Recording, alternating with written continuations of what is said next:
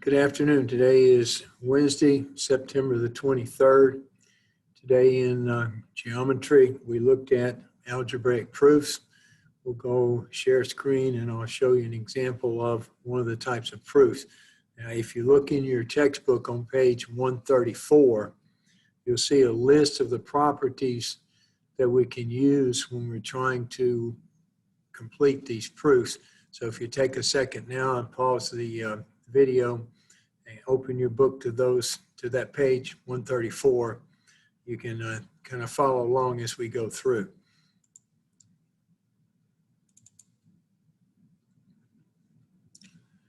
So when we're talking about algebraic proofs, what we're going to do here, we're going to look at a situation where we have an equation like we have something given. We say given, and we start with the given. We have capital C equals parentheses 5 divided by 9 times F minus 32. Now, this is a formula for the relationship between the Celsius and Fahrenheit degrees on a thermometer. You might have seen it in some of your classes. So what we have to do here, this is my given, and then I'll have to prove that. So we're going to do a prove that F equals parentheses 9/5 of C plus 32. So what we'll do here, I'll show you when we do a proof, what is called a two-column proof, we'll come across here, we'll have a statement and reason. So here's our setup, and then we divide it down like this. So over here we have our statements. Then over here we have our reasons. So the first statement always is the given.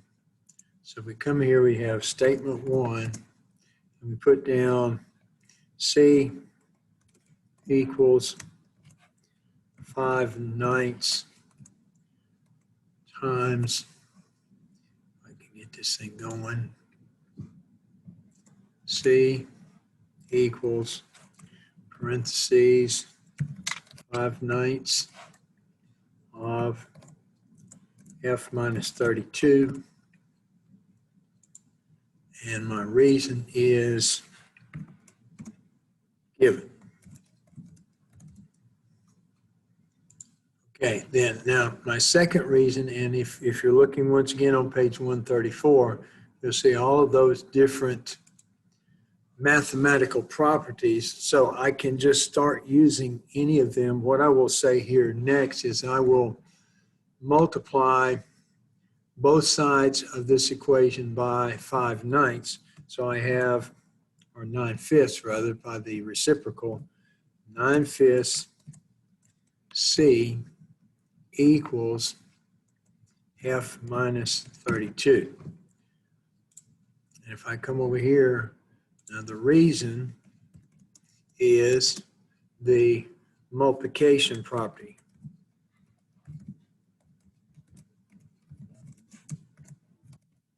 Multiplication property, which is one of the properties on page 134. It says I can multiply an equation by the same thing on both sides, and I don't change the equation.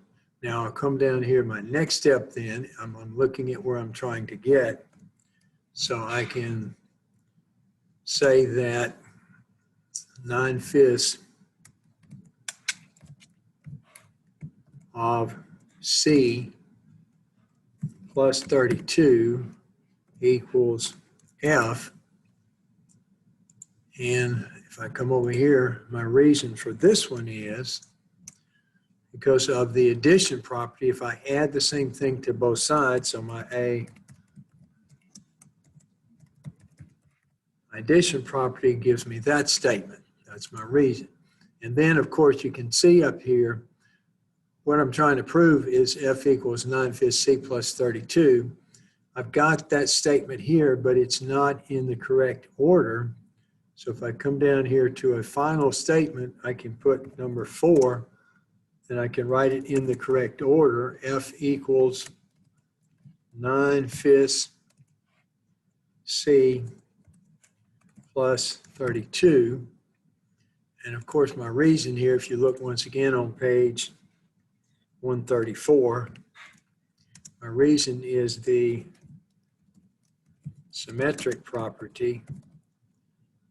The symmetric property says if A equals B, then B equals A, so I can switch the order. So now this is an example of an arithmetic proof. And once again, as we go through this and we continue, tomorrow we will look at some relationship between segments. And then on Monday, we will look at some relationships with angles. But the proofs, as you go through, I'll stop sharing here and get back to the main screen.